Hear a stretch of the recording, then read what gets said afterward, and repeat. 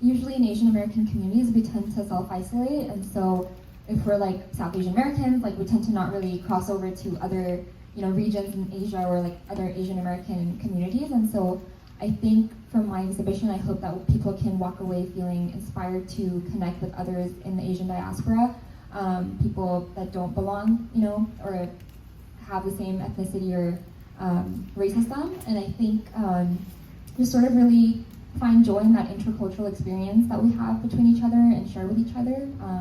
I hope people can walk away with that. I would say for Daughter of Guam, the main thing is love your older sister more and support her more.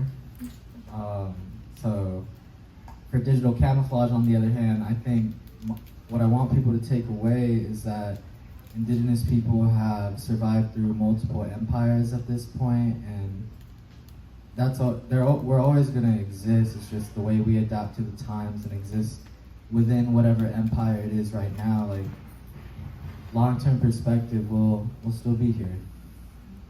I think for my film, I hope people, the one takeaway I hope people take from it is to talk to your elders and talk to your family and ask them their stories and get to know them better. I think sometimes it's hard for your parents or your grandparents to be vulnerable with you and share stories with you, and so I encourage others to ask their grandparents, ask their family who's still around what their stories are and where they come from. Yeah, I think for me with Balikbayan, I was just really curious and inspired by the things that we say through the things that we don't say, right? Like I think there's a lot that we communicate through the items in a box, and I just wanted the film to kind of urge folks to kind of think about what we say to our relatives abroad through the items that we put in these boxes. What kinds of stories do we tell?